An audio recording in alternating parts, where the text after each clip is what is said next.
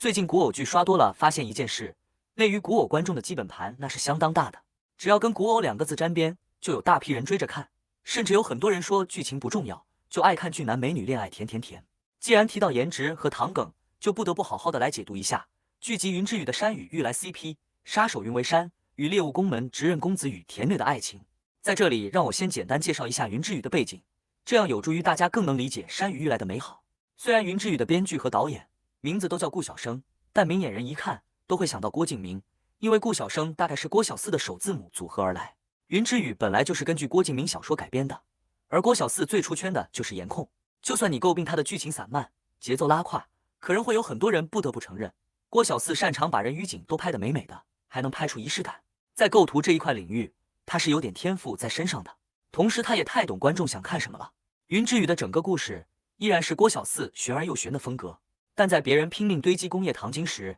他在玩极限的吊桥效应，逐步构建人物的情感关系。就算是先婚后爱的土狗老梗，他在人设上也极尽拉扯，让一个无情杀手爱上自己的赏金猎物，用极致的残忍对立，一边骗观众的眼泪，一边在各种刀里找糖。虞书欣演的女主是杀手组织无锋中品阶最低的一名刺客，无锋无恶不作，一个好人都没有，而无锋的死对头是江湖豪族宫门。这个宫门所处的旧城山谷，号称全世界唯一安宁之地，自然让吴峰欲除之而后快。于是吴峰打算派出女主化名云为山，混进要嫁入宫门的备选新娘中，伺机搞点情报。在同为杀手的妹妹陨落宫门后，云为山幡然醒悟，为了查出妹妹死因真相，也为了彻底脱离吴峰，他接受了这个不成功便成人的任务。至于为什么会派一个等级最低的刺客去执行最高规格的任务，咱也不是很理解，反正内娱古偶不需要逻辑。而张凌赫饰演的男主公子羽，因被质疑是血脉不正的野种，表面是个爹不疼娘不爱的纨绔子弟，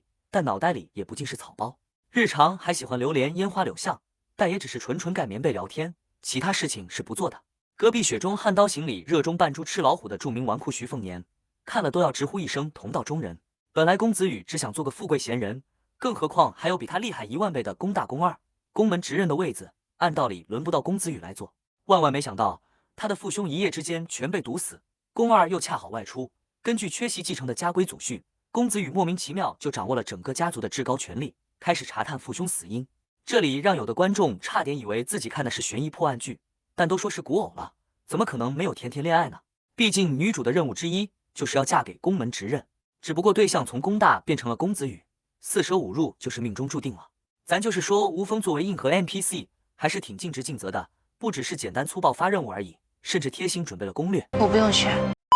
于是，在一群哭着喊着要嫁入宫门的女子里，于为山给了自己一个落跑新娘的设定。公子羽果然觉得这个女人好有个性，好与众不同。姑娘，你成功引起了他的注意，再耍个小心机，顺势拿了公子羽真爱的面具，等待公子羽再回头来找他。姑娘，你这是在玩火。就这样，公子羽果然对云为山更加在意起来。话说，当个杀手还得卖身，杀手行业也是挺卷的。一开始，云为山只想好好的做杀手这份很有前途的职业，感情这种东西也不是一个冷血杀手应该拥有的。他自己都问了，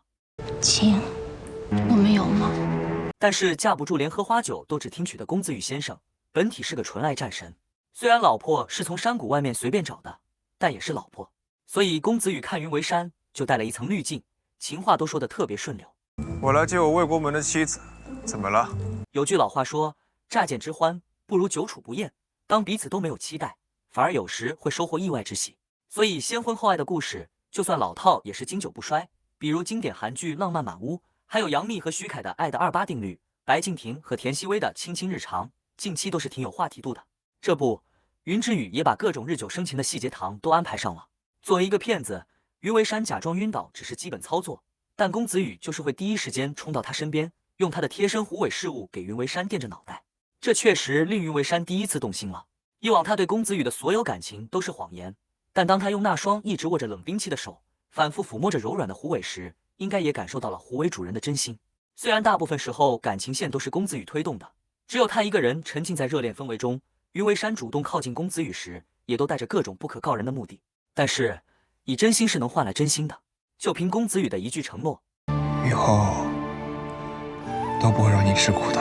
云为山沦陷只是时间问题了。所以当公子羽接受可能丧命的3玉试炼时，云为山才会心急火燎去救他。就算要跳进去的是千年寒冰池，当无风杀手的暗箭对着公子羽时，也是云为山挡在公子羽身前，就算要当场殒命也义无反顾。眼看着两个人就要假戏真做了，观众们也都克拉了，纷纷给山雨欲来写打油诗。他是雨，是他获得自由的双翼；他是山，是他对抗世界的铠甲。网友们还真是鬼才。不过大家也要知道，把角色往死里虐才是郭小四的本色，因为假的终归是假的，在这段感情里也不是没有猜疑的。公子羽觉得云为山与宫二合谋，偷了有关他身世的证据。一方面，云为山忍不住卑微问他，在你心里，现在是不是已经认定我背叛你了？另一方面，他又知道自己其实没有资格去问出这句话。在清醒中沉沦，在阴谋和痛苦中开出纯爱的花朵来，这就是山雨欲来好客的地方。按照郭小四的风格，很多人都担心山雨欲来无法终成眷属。